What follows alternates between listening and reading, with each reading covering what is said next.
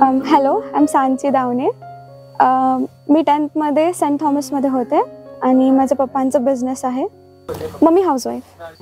मी BT 11th मध्ये join केलं होतं आणि 11-12चे 2 वर्ष प्रिपेअर केलं होतं JEE साठी. म्हणजे कोणी सजेस्ट केलं होतं तुला BT जॉईन करण्यासाठी? म्हणजे कसे, म्हणजे काय हे स्टोरी त्याच्यामध्ये? माझ्या पप्पांचं ऑफिस BT हेड ऑफिसच्या समोर होतं आणि त्यांना पॅम्पलेट भेटलं BTचं. आणि 10th नंतर मी खूप कन्फ्युज होते की पुढे काय करायचं. आणि JEE नीट स्टार्टिंगला मला असं वाटत होतं की एक रॅट रेस आहे, सगळे लोक तेच करतायत, मी का करू ते. पण नंतर मग मी BTची एंट्रन्स एक्झाम दिली आणि त्यातले क्वेश्चन्स खूप इंटरेस्टिंग होते आणि मग त्याच्यामुळे वाटलं की this is something I want to do for next 2 years. मग नंतर मी BT जॉईन केलं JEE साठी. JEEचा सिलेबस तसं सब्जेक्टिव्ह आहे. स्टार्टिंगला टफ वाटतो, स्टार्टिंगला वाटतं की क्लूलेस आहे, काहीच जमत नाही आहे. पण इव्हेंच्युअली तसंच त्याच्यावर काम करत राहिलं, वर्क करत राहिलं, डाऊट्स विचारले, क्वेश्चन सॉल्व्ह केले तर नंतर होऊन जातं, इझी होत जातं. स्टाफ खूप खूप खूप सपोर्टिव्ह होते. माझी रँक खूपच जास्त फ्लक्च्युएट करत होती. कधी कधी खूपच छान रँक येत होती आणि कधी कधी खूप खूप खूप मागे जात होती.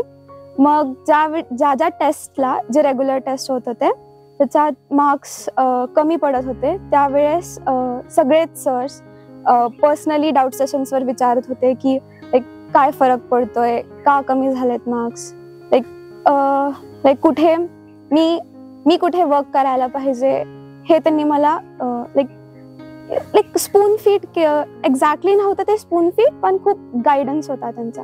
फर्स्ट बॅचमध्ये होते त्यामुळे आम्हाला स्टार्टिंगलाच ॲडव्हान्स फोकस शिकवत होते. नॉट एक्झॅक्टली स्टार्टिंगला, 12thच्या हाफ इयर संपल्यानंतर. त्यानंतर मग जसं जसं मेन्स जवळ येत होतं तसं तसं मेन्स PYQ खूप खूप खूप जास्त इम्पॉर्टंट होते. ते सॉल्व्ह करायचं कधीच सोडू शकत नाही त्याला. आणि मॉड्यूल्स होते, ते मॉड्यूल सगळे सॉल्व्ह करायचे. ते तर स्टार्टिंगपासूनच चालू होतं. पण हां, PYQ mains 1, mains 2, mains clear झाल्यानंतर जास्त ॲडव्हान्सवरच फोकस केला, ॲडव्हान्स PYQs.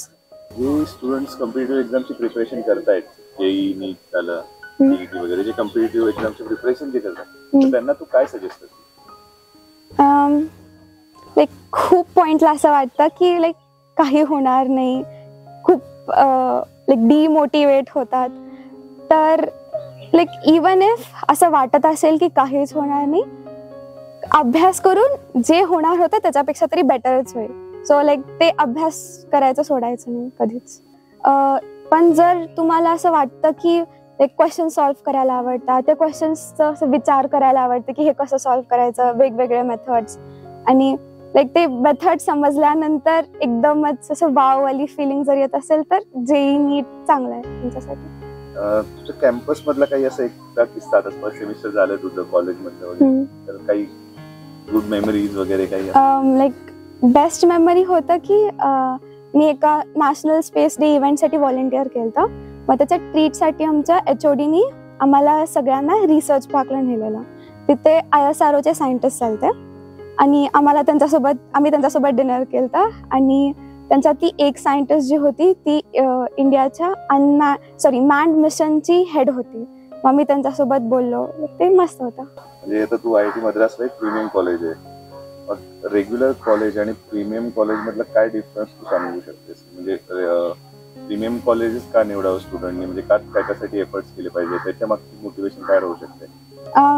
सक्सेसफुल होण्यासाठी तर तुम्ही कोणत्याही कॉलेजमधून होऊ शकता. एफर्ट्स फक्त डिफरंट टाइम्सला द्यावे लागतील.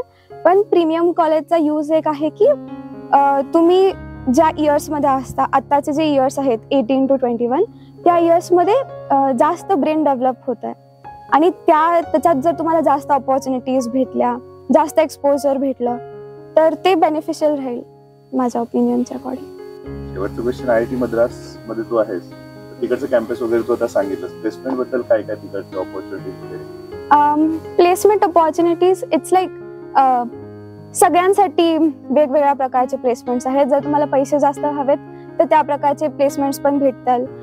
IT कंपनीज, कन्सल्टिंग, फायनान्स सगळीकडे. जर तुम्हाला रिसर्च बेस्ड प्रोजेक्ट्स पाहिजे, तुम्हाला लाईक सायंटिस्ट व्हायचं आहे, तर त्यासाठी पण तुम्हाला भरपूर लाईक चांगल्या जागे DRDO, ISRO, even international placements पण छान भेटतील.